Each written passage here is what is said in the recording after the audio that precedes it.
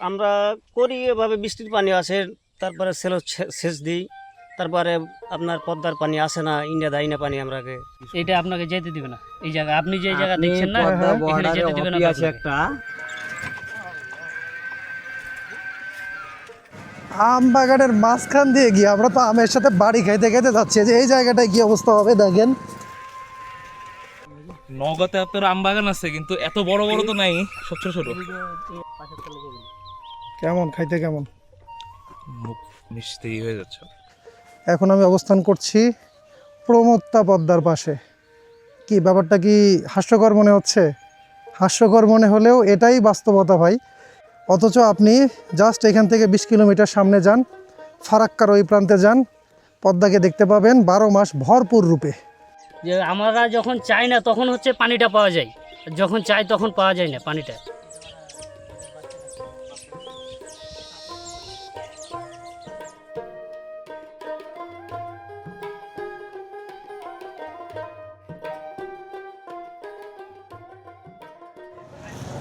দর্শক বন্ধুরা আসসালামু আলাইকুম। চাঁপাইনবাবগঞ্জের সীমান্ত জনপদ শিবগঞ্জ থেকে আপনাদের সবাইকে স্বাগতম। ফারাক্কা প্রান্তের বাংলাদেশ শিরোনামে একটা ভিডিও করেছিলাম আজ থেকে 5 বছর আগে। তখন দেখিয়েছিলাম শুকনো সময়ে সে জায়গার কি বেহাল দশা থাকে। কানসাট আমবাজার ঘোরার জন্য অ্যাকচুয়ালি এদিকটায় এসেছিলাম, ভাবলাম যে জায়গাটা আরেকবার এক্সপ্লোর করা যাক। এখন অবস্থান করছি শিবগঞ্জ উপজেলা সদরে। এখান থেকে আমার মোনাকষা হয়ে যাওয়া লাগবে হচ্ছে তারাপুর ফুটাপাড়ার দিকে। প্রচণ্ড গরম, একেবারে উত্তপ্ত রৌদ্র কিরণের মাঝে ট্রাভেল করতেছি। দেখি মোনাকষার গাড়ি কই পাওয়া যায়। ভাই মোনাকষার গাড়ি কই? এটা মোনাকষা যাবে কোনটা? ও আচ্ছা ঠিক আছে। কত করে ভাড়া, কত করে? ওইখান থেকে ঠুটাপাড়া যাওয়ার ব্যবস্থা করতে পারবো? ওকে ঠিক আছে। পর্যাপ্ত তথ্যের অভাবে ম্যাপ ধরে লোকালদের জিজ্ঞেস করে করে আমাদের এগোতে হবে। এছাড়া আগেও একবার এই পথে ভ্রমণের অভিজ্ঞতা তো আছেই।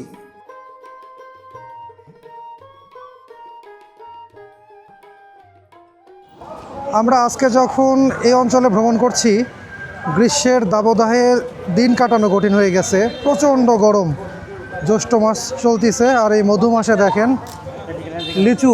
এটা কি জাতের লিচু? এটা বোম্বাই। এই অঞ্চলেরই নাকি?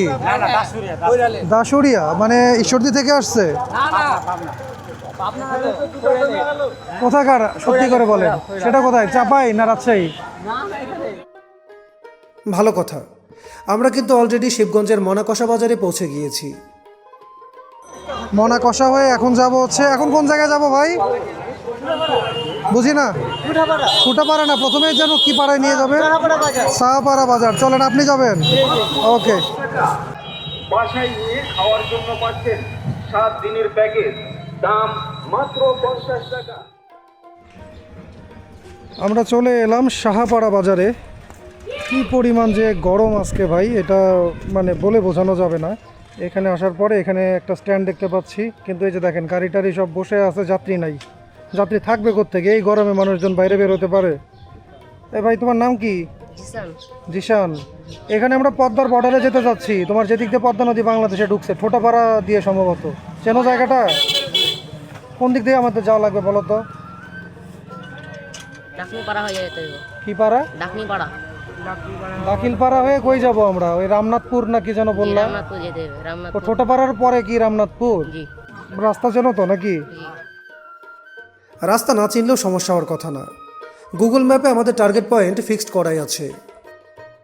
এর আগে আমি তারাপুর বর্ডার দেখাইছিলাম, আজকে যাবো হচ্ছে রামনাথপুরে, ওইটা আরও সামনের দিকে। ওকে ওকে ঠিক আছে। এখন প্রচণ্ড গরম, পথ চলতে থাকি, চলতে চলতে স্টোরি শেয়ার করা যাবে। চলেন।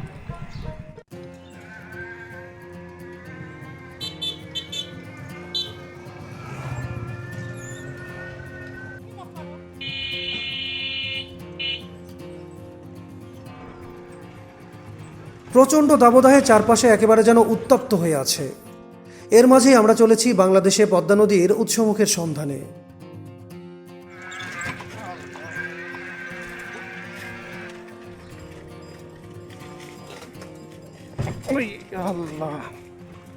সবচেয়ে বাজে ব্যাপার হলো, যতই নদীর দিকে এগোবো এই রাস্তার অবস্থা আরও খারাপ হতে থাকবে। অবস্থা যখন বেগতিক, জিসান তখন অটোভ্যানটা বিকল্প পথে আম বাগানের মাঝে দিয়ে নিতে লাগলো। এই না হলো চাপাই রাজশাহী ঘোরার মজা।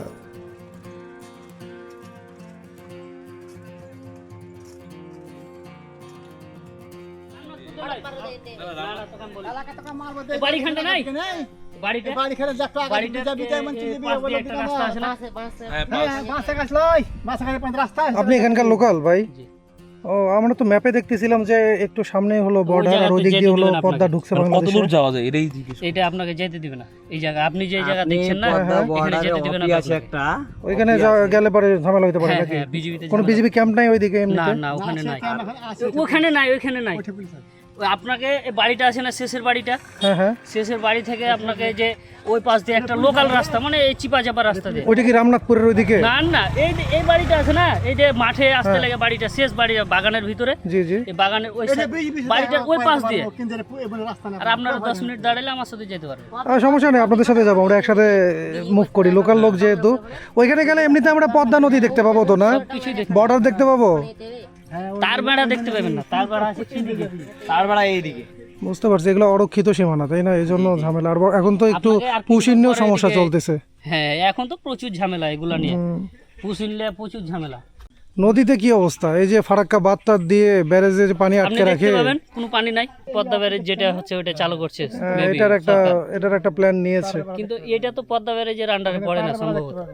আমরা দেখেন এখানে সীমান্তবর্তী জনপদ এসেছি একদম, ভাই বলতেছে এরপরে যাওয়াটা ঝুঁকিপূর্ণ হয়ে যাবে। এখানে হচ্ছে দেখেন রাস্তার দুই পাশে আম গাছ। আসলে এখন গরমের দিনে আসছি তো, সবই আম। এখন হচ্ছে আমের সময়। রাজশাহী চাপাইয়ের যেই দিকে যাব সেই দিকে আম গাছ, আম, এগুলো গত কয়েকদিন হলো ঘুরতে ঘুরতে আমাদের চোখে এগুলো একেবারে কমন দৃশ্য হয়ে গেছে। ভাই এটা কি আমের গাছ ভাই? কি আম এটা? এগুলা হচ্ছে আশিনা। আসছি না, এটা তো একদম শেষে পাকবে। হ্যাঁ হ্যাঁ, এটা হচ্ছে রূপালীর পরেও পাকে। এখানে হিমসাগর নেই আপনার বাগানে? হিমসাগর ওইদিকে আছে, ভেতরের দিকে গাছ। একটু যে কিছু হিমসাগর পাবেন। এখন তো আপনার হিমসাগর আমাদের এলাকাতে প্রায় শেষ, হিমসাগরের সিজন একদম শেষের দিকে না? আমাদের এলাকাতে শেষে। ওই আপনার কানসার্ট এলাকা আছে না, ওগুলাতে ঠিকই আছে। ওইখানে তো ভরপুর, আরো 1 মাস চলবে বললো হিমসাগর। আপনি এই যে সামনে পেবেন হিমসাগর। দেখি একটা হিমসাগরের গাছ দেখবো। বাগানটা সুন্দর, গোছানো বাগান। আমাদের এখানে অনেক বাগান, এই যে লাল টকটকে পাকা। ও আচ্ছা আচ্ছা, এই যে গাছ পাকা আমটা দেখা যাচ্ছে। আমি ওয়াইড অ্যাঙ্গেলে শুট করতেছি এখন ওইভাবে আসতেছে না, তবে সামনে আমরা এই যে বড় গাছটা দেখতে পাচ্ছি, এটা হচ্ছে হিমসাগরের গাছ। আর গাছে একটা আম পেকে আছে, সেটা হয়তো বা ঠিক সময় পারা হয় নাই, গাছেই পেকে গেছে না? গাছ পাকা আম। এবার কেমন বিজনেস করলেন আমের? এবার শুরুতেই দাম অনেক কম, এখন হচ্ছে একটু দামটা বাড়তি। এটা তো বাজার ভেদে মনে হয় কম বেশি হয় দাম, তাই না? ভোলাহাটের দিকে দেখলাম দাম কম, কানসাটে বেশি। কানসার্টের আম ভালো যে বেশি, কেউ 3000 কেউ 5000 পর্যন্ত আম বিক্রি করছে। কিন্তু কোয়ালিটি ভালো। ভোলাহাট কিংবা রহনপুরে অত দামে বিক্রি হবে না কখনো, তাই তো? না, যেখানে বাজার বসবে ওখানে তো আপনার ব্যাপারই বেশি আসবে। আপনি এখন পর্দা আসতে পারেন আমাদের সাথে। ওকে, আপনারা এখন আগাবেন না? বান্ধা হয়নি? এখানে পদ্মা সীমান্তে ঘুরতে এসে শেষ প্রান্তে ভাইজানের সাথে বাগানটা ঘুরে দেখে ভালোই লাগলো। এদিকের আম বাগান ব্যাপারে আইডিয়া পেয়ে গেলাম। আর ওনারা এখন ওই যে পদ্মা নদীর যে অংশ দিয়ে বাংলাদেশে পদ্মা প্রবেশ করেছে, শেষ জনপদ, সেই দিকেই যাবেন। তো একসাথেই আমরা মুভ করব।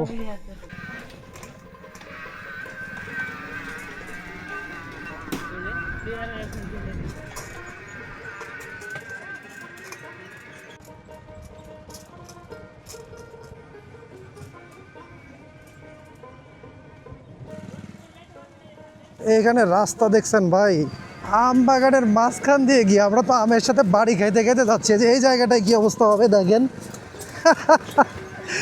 রাজশাহী চাপায়ে ঘোরার মজাই ভাই জ্যৈষ্ঠ মাস, আষাঢ় মাস, এই মাসগুলোতে, কারণ এই সময়টাতে হচ্ছে বাগানে আম থাকে। অন্য সিজনে আসলে আসলে ফলটা থাকে না, তখন আসলে ভালো লাগে না, মনে হয় যে কি যেন নাই। যারা এইরকম পাগলামি অ্যাফোর্ড করতে পারবেন মানসিকভাবে, শারীরিকভাবে, শুধু তাদের জন্যই এই এক্সপ্লোরেশনগুলো আমি সাজেস্ট করব। ও আল্লাহ, দেখেন চলতে চলতে ভ্যান থেকে নেমে গেছি, এমন অবস্থা রাস্তার। কিন্তু অ্যাডভেঞ্চারাস লাগতেছে ব্যাপারটা। এগুলা কি পাট লাগাইছে নাকি? বাবা, তোমাদের আম জনপদে আবার পাটের চাষ কবে থেকে শুরু হলো? মাঠে মনে কম পানি লাগে, তাই না?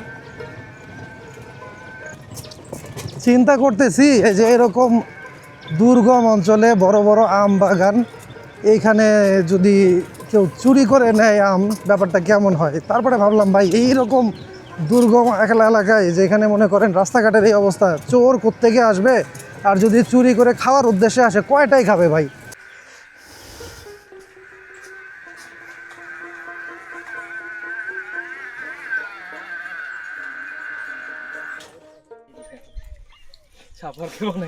এইখানে এরকম দুর্গম অঞ্চলে এই টিউবওয়েলটা দেখে যেন প্রাণ ফিরে পেলাম। না না, চাপায় এসে যদি কেউ আম না খায় তার চাপে আসার দরকারই নাই নাকি। নেন। আর এই যে বাগানি ভাইরা, ওনারা বললো আমাদের অবস্থা দেখে বললো যে ভাই আপনারা আম খেয়ে আপাতত একটু এনার্জি ফিরাই নিয়ে আসেন। কাহিল অবস্থা দেখে বুঝতে পারতেছে কি যাচ্ছে আমাদের মধ্যে দিয়ে। এটা কি আম, লখনা নাকি? না না না না, হিমসাগর। হিমসাগর এটা। হিমসাগর, আহা মধু, এই একদম গাছ পাকা, পরিপক্ক আম। তাহলে আম কাটা হবে কি দিয়ে? কাঁচি দিয়ে নাকি? তার মানে টাকা আমের রাজধানী চাঁপাইনবাবগঞ্জ। ওই যতই নগাকে বলুক আমের নতুন রাজধানী, ভাই চাপায়ের কাছে মানে ওইগুলা আসে না, আসলে ফিলই আসে না, তাই না? নওগাঁতে আপনার আম বাগান আছে, কিন্তু এত বড় বড় তো নাই, সব ছোট ছোট। এই আর দিক দুই হ্যাঁ এখানে ভরে পাশের তলে যাবে। কেমন খাইতে, কেমন? মুখ মিষ্টি হয়ে যাচ্ছে।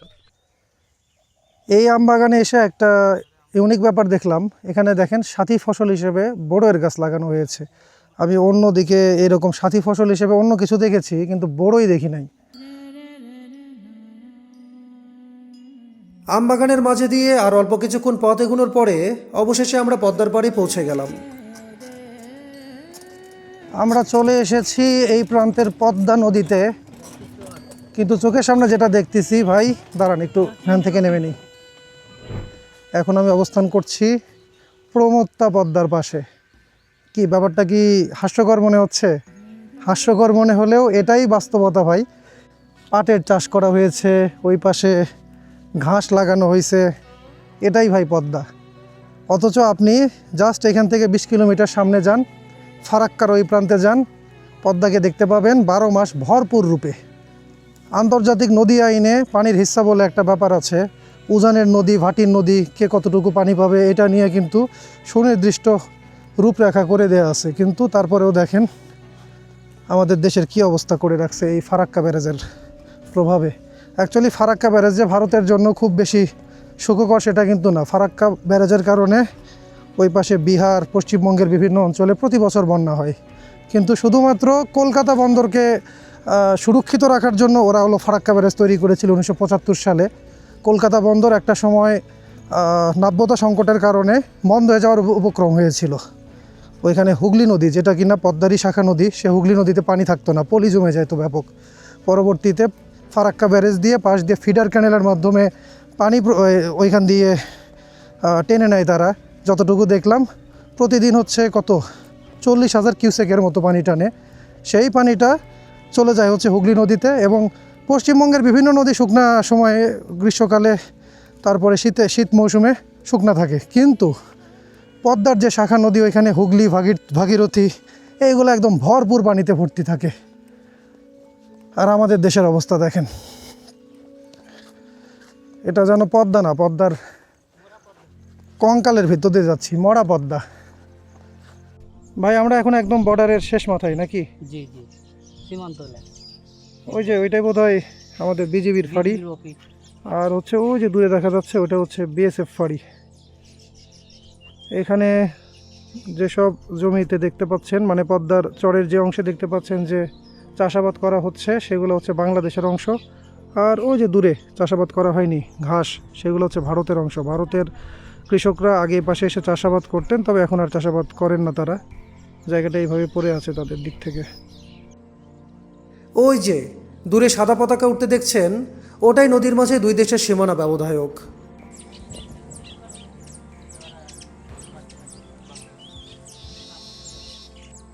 আমরা এখন বাংলাদেশ অংশের বিজিবি ফাঁড়ির পাশেই অবস্থান করছি।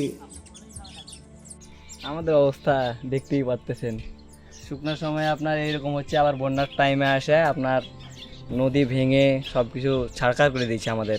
এগুলাতে প্রায় মাজা বরাবর পানি থাকে। আহা, এটা হচ্ছে, আমি ভিডিওটা শ্যুট করতেছি জুন মাসে। জুন মাসের অবস্থা দেখেন, পানির কোনো নিশানা নাই। এখানে নদী দেখতে আসছি, আপনাদের আমি বলতেছি যে পদ্মা সীমান্তের শেষ বাংলাদেশ। এটা আপনারা মনে করেন রিলেটই করতে পারবেন না, কারণ নদী কোথায় এখানে। যে আমরা যখন চাই না তখন হচ্ছে পানিটা পাওয়া যায়, যখন চাই তখন পাওয়া যায় না পানিটা। এখন আমাদের সেচের দরকার, মানে এই যে ধরেন কি যে পাটে সেচের দরকার, কিছু পাট মরে গেছে, মানে বৃষ্টির উপরে নির্ভর করে সেচের ম্যাক্সিমাম। কোনো ব্যবস্থা নেই, চরে না। যেগুলো চাষ করতেছে। ফারাক্কা ব্যারেজ মানে আমাদের বিপদ। নদীতে পানি না দেখা পর্যন্ত মনটা কেমন অস্থির লাগছে। আমরা তাহলে যদি পানি দেখতে চাই এখানে, মানে আমরা পদ্মা দেখতে এসে পানি না দেখে আমাদের মনটা কেমন যেন তাহলে করতেছে। একটু যেতে হবে আমাদের। আপনারা কি ওইদিকে আগাচ্ছেন? ওকে ওকে বলে দিছেন, জিসানকে বলে দিছেন? আচ্ছা আচ্ছা আচ্ছা, ঠিক আছে, ওকে। আমরা এখন এই সীমান্ত থেকে এগুচ্ছি। আমরা এখান থেকে 1-1.5 কিলোমিটার সামনে যাব, সেখানে নদীর প্রবাহ দেখতে পাবো। এখন যেখানে এসেছিলাম এটা বাংলাদেশ ভারতের শেষ সীমান্ত পদ্মার। এখান থেকে কিন্তু ফারাক্কা ব্যারেজ মাত্র 18 থেকে 20 কিলোমিটার দূরে। 21 কিলো, ওই তো ম্যাপে আমরা দেখতেছিলাম, নিয়ার অ্যাবাউট 20 কিলোমিটার্স। পদ্মার এমন হাল দেখে আসলেই মনটা খারাপ হয়ে গেছে। তবে পরক্ষণেই আমবাগানের মাঝে চমৎকার একটা রাইড উপভোগ করতে করতে আমরা এখন এগিয়ে যাচ্ছি আর একটু গভীরে এলাকাটা ঘুরে দেখতে।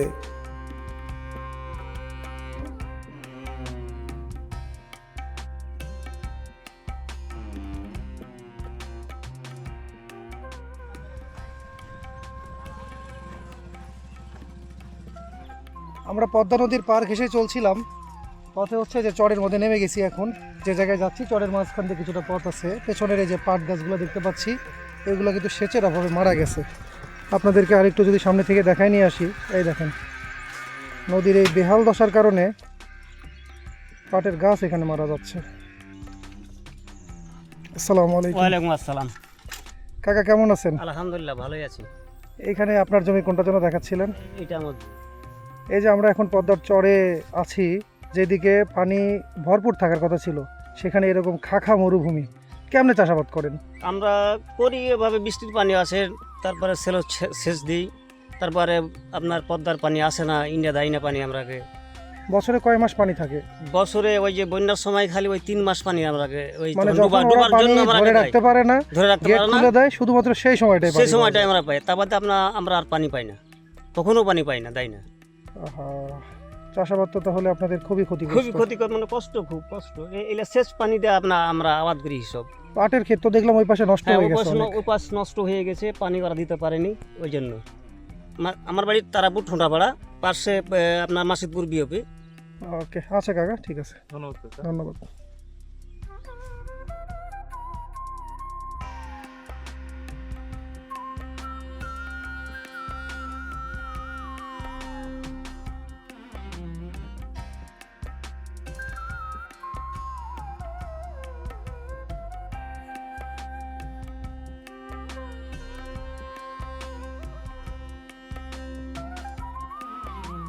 মাশাআল্লাহ, চোখের সামনে পদ্মার এই মূল প্রবাহটা দেখে মনটা জুড়িয়ে গেল একদম।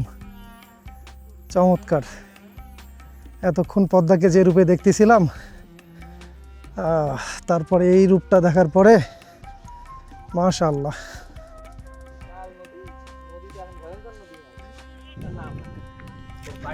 আমরা এখন যেখানে আছি এখানে ভারত বর্ডার কত দূর ভাই? হ্যাঁ? ভারত বর্ডারটা কত দূর এখানে? এই তো দেখা যাচ্ছে।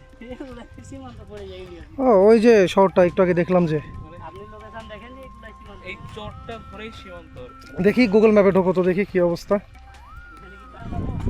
এই যে 5:55 বাজে, 5:55 বাজে হচ্ছে হৃদয়ের ফোনে, আর এখানে দেখেন আমার ফোনে 5:25। একদম আধা ঘন্টা। এটা আমি তোমার সোনা মসজিদ স্থলবন্দরে গিয়েও দেখেছি, আমার ফোনে ইন্ডিয়ান টাইম দেখাই। এখন ভারতে আমার ফ্রিকুয়েন্টলি একসময় ট্রাভেল করা হয়েছে, এই কারণে বোধহয় এই জিনিসটা শো করে, আমি জানি না। হ্যাঁ, কিন্তু এখনো অরিজিনাল নদীর যে অববাহিকা, সেই আচ্ছা। অববাহিকার মধ্যেই দাঁড়ায় আছে ম্যাপে এখন। কিন্তু পুরোটাই নদী দেখাচ্ছে, পুরো নীল। একটু ইয়া করো, জুম আউট করো। এই যে এই দাগটা হচ্ছে বর্ডার। আচ্ছা, আমরা বাংলাদেশের মধ্যে আছি এখনো, আর নদীর মধ্যে দিয়ে ওই চরটা যে গেছে, এই যে এই চর ওই বরাবর পাশে হচ্ছে যেটা ভারত। গেছে, ওই পাশে ভারত। আপনারা থাকেন। মন চাইছিল সারাদিনের ব্যবসা পাওয়া শেষে নদীর পাড়ে বসে খানিকক্ষণ সময় কাটাতে, কিন্তু সেটা এই দফা সম্ভব হচ্ছে না। ফেরার পথে আমাদের চলতে হবে অনেকটা পথ।